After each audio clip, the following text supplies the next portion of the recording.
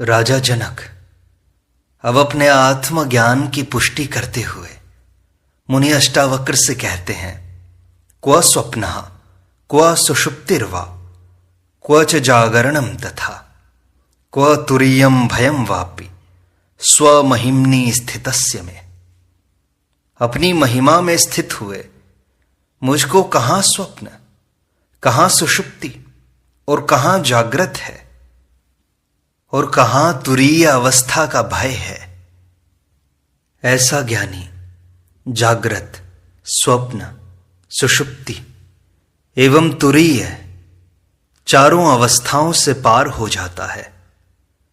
ये चारों अवस्थाएं शरीर, मन एवं बुद्धि की ही हैं। तुरीय अवस्था भी अंतःकरण की है। चेतना इनसे पार की अवस्था है, जहां इनका कुछ भी अनुभव नहीं होता।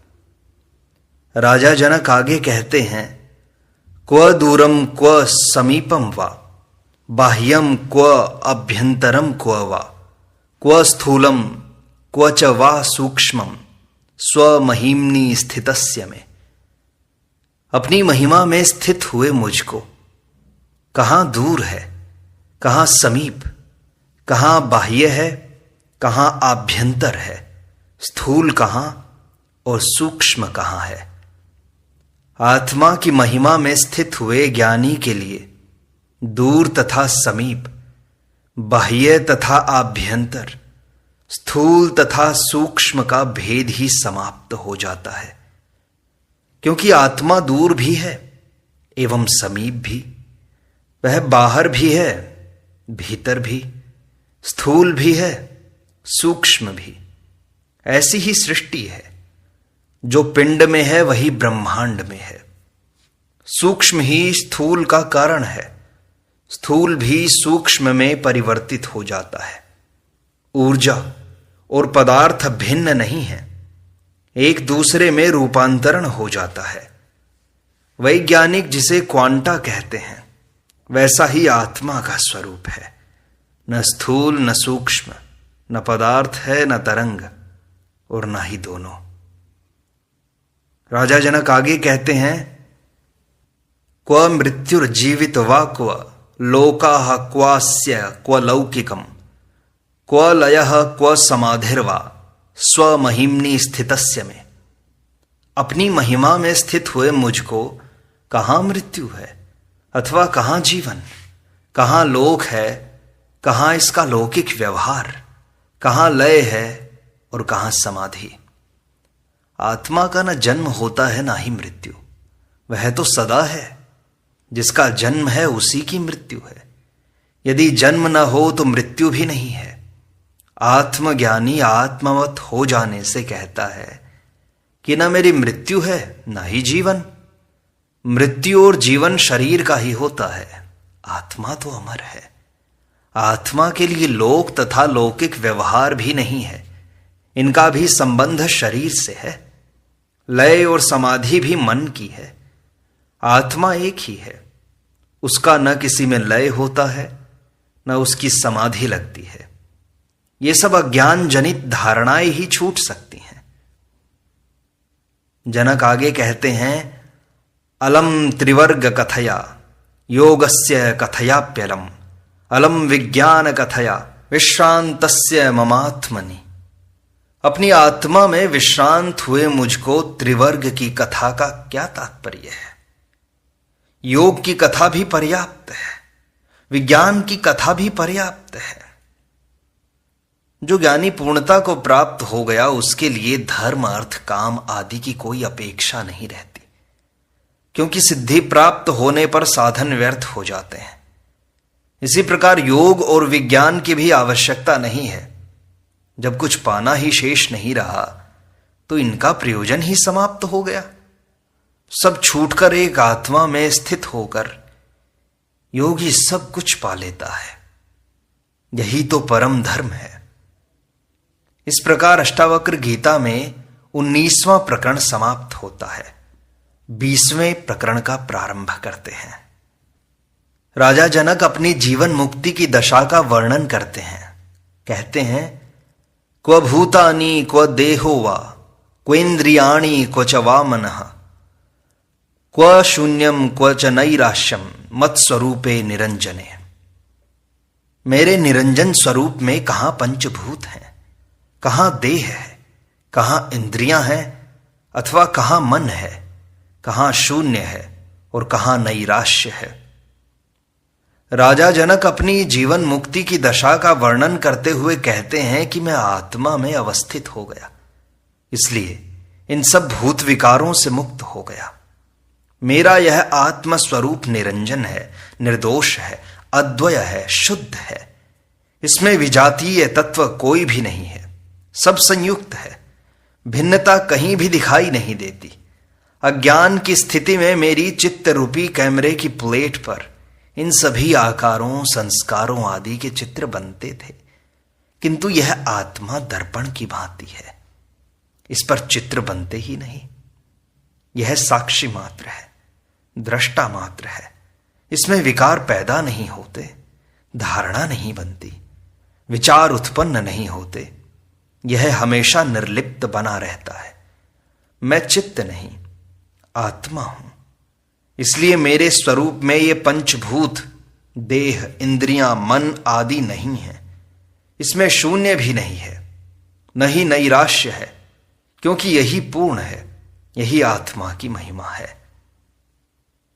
राजा जनक आगे कहते हैं, क्व शास्त्रम क्वात्म विज्ञानम क्व वा निर्विषयम मनः क्व तृप्ति क्व वितृष्णत्वम गत द्वंद्वस्य में सदा।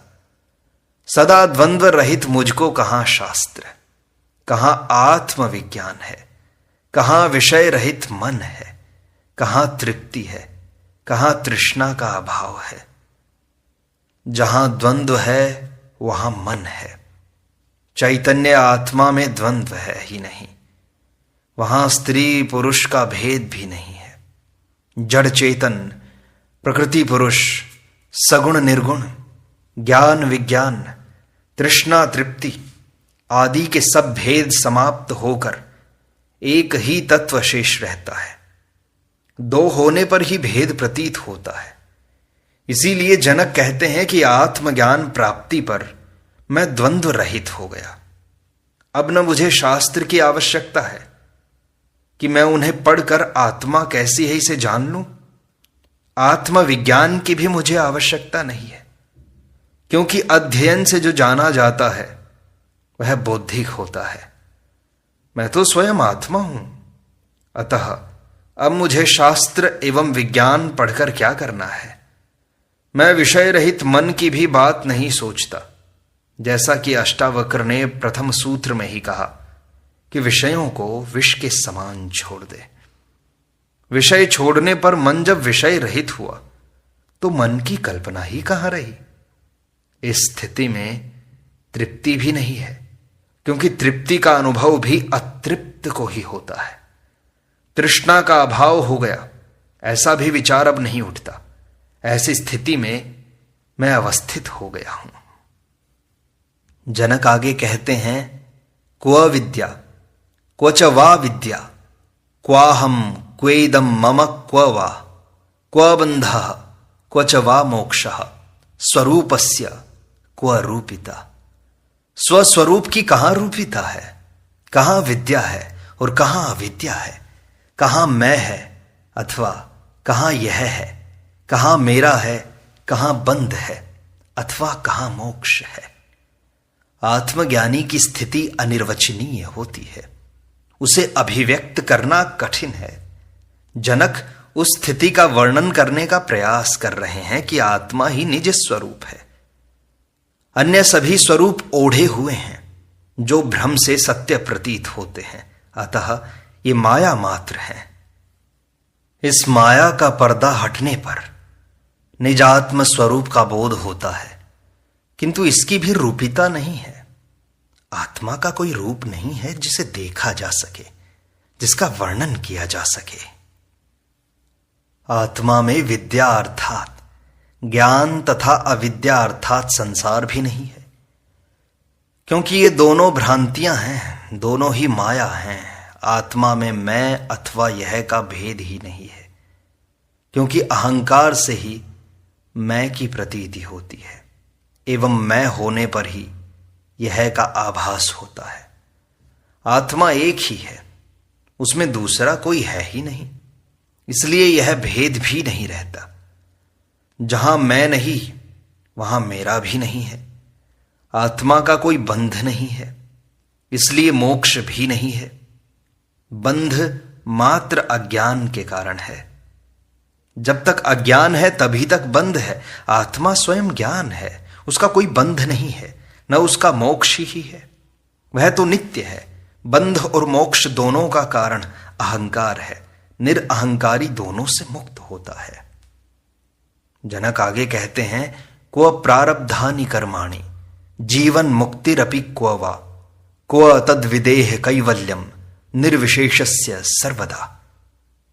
मुझ सदैव निर्विशेष को प्रारब्ध कर्म कहां है, अथवा जीवन मुक्ति कहां है, और कहां यह विदेह कैवल्य ही है। शास्त्र कहते हैं कि आत्मज्ञान होने पर संचित कर्म नष्ट हो जाते हैं तथा क्रियमाण कर्म का फल नहीं भोगना पड़ता, क्योंकि कर्तापन न रहने से भोक्तापन भी नहीं रहता। किंतु प्रारब्ध कर्म तो भोगने ही पड़ते हैं। उनके भोगे बिना विदेह मुक्ति नहीं होती। किंतु जनक इनसे भी आगे सभी शास्त्रों की मान्यताओं से परे की बात कहते हैं कि मैं आत्मा ही हूं जो सदा निर्विशेष है, क्योंकि वह अद्वैत है, सभी विशेषताओं से परे है। कोई सामान्य है तभी उसका विशेष होगा। आत्मा में दो है ही नहीं, इसलिए सामान्य और विशेष का भेद भी उसमें नहीं हुआ। यह भेद द्वैत के कारण ज्ञात होता है, जो अज्ञान मात्र है। इसलिए आत्मा का प्रारब्ध कर्म भी नहीं है, इसलिए जीवन मुक्ति भी नहीं है। यदि प्रारब्ध कर्म जिन्हें भोगना है तो इसका अर्थ है भोगने वाला अहंकार विद्यमान है, वरना भोगेगा कौन।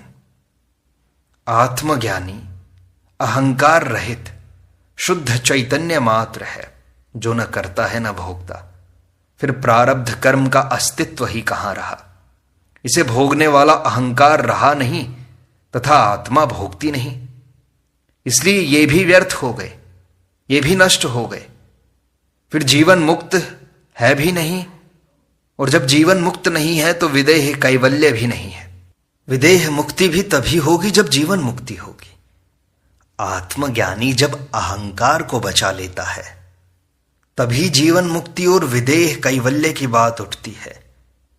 जनक ने इसे भी छोड़ दिया, अतः वे इनसे भी पार होकर केवल आत्मा में स्थित हो गए। यही परम अवस्था है, जिसको कोई शास्त्र भी इतनी निर्भीकता से नहीं कह पाया जैसा जनक ने कह दिया। अभिव्यक्ति की ऐसी अपूर्व क्षमता अन्य किसी ज्ञानी में नहीं है, ना किसी शास्त्र में है। इसीलिए अष्टावक्र गीता अध्यात्म का शिरोमणि ग्रंथ है, जिसकी तुलना नहीं है। जनक कहते हैं, क्व कर्ता क्व च वा भोक्ता निष्क्रियम स्फुरणम क्व वा क्व प्रोक्षम फलम क्व वा निस्वभावस्य में सदा। सदा स्वभाव रहित मुझको कहां कर्तापन है, कहां भोक्तापन है, अथवा कहां निष्क्रियता है और कहां स्फुरण है, कहां अपरोक्ष ज्ञान है और कहां फल है। अज्ञानी मन और अहंकार में जीता है। चित्त की वृत्तियों के स्फुरण से ही स्वभाव बनता है तथा अहंकार के कारण ही वह अपने को कर्ता मानता है। अपने को कर्ता मानने के कारण ही वह कर्म फल का भोक्ता होता है। मनुष्य में सक्रियता भी तभी आती है जब वह फल की आकांक्षा से कार्य करता है। यदि फल की आकांक्षा न हो तथा आत्मज्ञानी भी नहीं है तो वह निष्क्रिय तथा आलसी हो जाएगा। किंतु ज्ञानी इन सबसे भिन्न स्वभाव वाला होता है। वह मन तथा अहंकार के स्वभाव से रहित होकर केवल साक्षी भाव से जीता है। इसलिए उसमें कर्तापन भी नहीं है कि मैं यह कर रहा हूं। कर्तापन न होने से भोक्तापन भी नहीं है। वह कर्म का त्याग करके आलसी भी नहीं होता, निष्क्रिय भी नहीं होता, किंतु चित्त की स्फुरणा भी उसमें होती नहीं है, क्योंकि वासना नहीं है। वह कर्म के विषय में प्रत्यक्ष ज्ञान भी नहीं रखता कि यह कर्म करना है, इससे इतना लाभ, इतनी हानि होगी इत्यादि। मैं भाव रहने से ही प्रत्यक्ष कर्म होते हैं, वह उन्हीं का फल होता है। ज्ञानी तो दोनों से मुक्त होता है। जनक आगे कहते हैं, क्व लोकः क्व मुमुक्षुर्वा क्व योगी ज्ञानवान क्व वा क्व बद्धः क्व च वा मुक्तः स्वस्वरूपे अहमद्वये।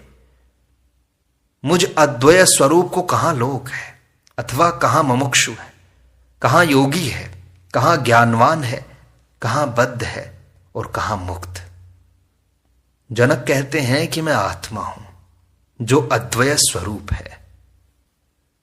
सृष्टि में दो हैं ही नहीं, आत्मा, परमात्मा, जीव, ब्रह्म, प्रकृति, पुरुष आदि का विभाजन सृष्टि में कहीं नहीं है। सभी उस एक ही आत्मा का विस्तार है।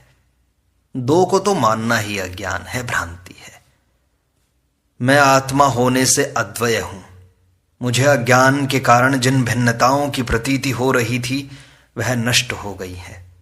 अब मेरे लिए न कोई लोक है जहां मैं रहूं, क्योंकि मैं ही सर्वत्र हूं। मेरा कोई निश्चित स्थान नहीं हो सकता। न मेरी मुमुक्षा है कि मैं मोक्ष प्राप्त करूं, क्योंकि मैं जहां हूं वहीं मोक्ष है। मोक्ष मुझसे भिन्न नहीं है। योगी मार्ग पर है, वह चल रहा है, उसे भी पाना है। वह साधक है तथा ज्ञानवान, वह जिसे ज्ञान हो गया है। किंतु मैं आत्मवत होने से स्वयं ज्ञान हूं, ज्ञानवान नहीं हूं, क्योंकि ज्ञानवान एवं ज्ञान भिन्न नहीं है। मैं न बद्ध हूं न मुक्त हूं, क्योंकि न आत्मा का कोई बांधने वाला है, न ही वह मुक्त होती है। वह तो सदा एक ही भाव में रहती है। ऐसा ही मैं हूं। जनक कहते हैं, क्व सृष्टि क्व च संहारः क्व साध्यम क्व च साधनम क्व साधकः क्व सिद्धिर्वा स्वस्वरूपे अहमद्वये। मुझ अद्वय स्वरूप को कहां सृष्टि और कहां संहार, कहां साध्य है और कहां साधन है, कहां साधक है अथवा कहां सिद्धि है। विभिन्न धर्म सृष्टि एवं उसकी प्रलय संबंधी विभिन्न धारणाएं व्यक्त करते हैं। कुछ कहते हैं कि यह सृष्टि अनादि है, इसे किसी ने बनाया नहीं है, यह कभी नष्ट नहीं होगी। तो कुछ कहते हैं परमात्मा ने 6 दिन में सृष्टि बनाई, वही इसका संचालन कर रहा है, वही इसका संहार भी करेगा। कुछ कहते हैं सृष्टि परमात्मा की अभिव्यक्ति है, एक ही ब्रह्म विभिन्न रूपों में अभिव्यक्त हुआ है। फैलना, विस्तार को प्राप्त होना ही इसका गुण है। सृष्टि का निर्माण संकल्प से हुआ, एक सीमा तक इसका विस्तार होगा, इसके बाद वह पुनः सिकुड़ेगी एवं निज स्वरूप ब्रह्म में पुनः विलीन हो जाएगी। यही प्रलय की स्थिति होगी। विज्ञान भी मानता है कि पदार्थ और ऊर्जा भिन्न नहीं है। पदार्थ ऊर्जा का दृश्य रूप है एवं ऊर्जा पदार्थ का अदृश्य रूप। दोनों एक दूसरे में परिवर्तनशील हैं। पदार्थ कभी नष्ट नहीं होता, उसका ऊर्जा में रूपांतर हो सकता है एवं ऊर्जा पुनः पदार्थ का रूप ले सकती है। भारतीय अध्यात्म की धारणा भी पूर्ण रूपेण वैज्ञानिक है। वह नहीं कहता कि परमात्मा ने कुंभकार के जैसे सृष्टि से अलग कहीं आकाश में बैठकर 6 दिन में उसे बनाया तथा यह उसके आदेशानुसार चल रही है। वह चाहे तब इसका संहार कर सकता है। ऐसी धारणा अवैज्ञानिक है, बचकानी है, मूर्खतापूर्ण है। ऐसी धारणा क्षुद्र बुद्धि का अनुमान मात्र है कि सृष्टि है तो उसे कोई बनाने वाला होना चाहिए। बिना बनाए घड़ा भी नहीं बन सकता, तो बिना बनाए सृष्टि कैसे बन सकती है? किंतु यह अज्ञानी की कल्पना मात्र है। अद्वैतवादी कहते हैं कि परमात्मा कोई व्यक्ति नहीं है जो एक स्थान पर बैठा है और वहीं से सृष्टि का निर्माण संचालन कर रहा है तथा वही संहार भी कर रहा है। वह कहता है कि परमात्मा एक विराट चेतन ऊर्जा है, असीम है, उसे परिभाषा में नहीं बांधा जा सकता। वही ऊर्जा विभिन्न रूपों में अभिव्यक्त हुई है, समस्त रूप उसी के हैं, वही अस्तित्व है, वह मूर्ति में भी है, समस्त प्राणी एवं वनस्पति में है, तो पत्थर में भी वही ऊर्जा है। ऊर्जा ही घनीभूत होकर पत्थर दिखाई देती है। इसलिए परमात्मा और उसकी कृति भिन्न नहीं है, दो नहीं है। सृष्टा और सृष्टि दो नहीं है, एक ही है। अद्वैत की ऐसी अनूठी धारणा अन्य किसी धर्म में नहीं है। यही धारणा पूर्ण वैज्ञानिक है। सूफी, थियोसॉफी, बुद्ध, लाओ त्से, तंत्र इत्यादि इसी दृष्टि का समर्थन करते हैं। फिर यदि परमात्मा है तो उसे पाया भी जा सकता है। यह विवाद, तर्क एवं शास्त्र से प्राप्त नहीं होगा, विज्ञान की प्रयोगशाला में नहीं देखा जा सकता। उसको पाने का मार्ग है ध्यान तथा प्रेम। राजा जनक सद्गुरु के कारण केवल बोध मात्र से इस अद्वय स्वरूप को उपलब्ध हो गए। वे कहते हैं कि जब संपूर्ण सृष्टि आत्मा का ही विस्तार है तो आत्मा ही मूल तत्व है, वही अस्तित्व है। फिर उससे भिन्न न कोई सृष्टि है न उसका संहार है, क्योंकि अस्तित्व कभी नष्ट नहीं होता, ऊर्जा नष्ट नहीं होती। जिसने आत्मा को पा लिया उसके लिए साध्य, साधन, साधक एवं सिद्धि सब व्यर्थ है। ये सब तो अज्ञानी के लिए है। इस प्रकार अष्टावक्र गीता का यह भाग यहीं संपूर्णता को प्राप्त होता है। शेष अगले अंक में।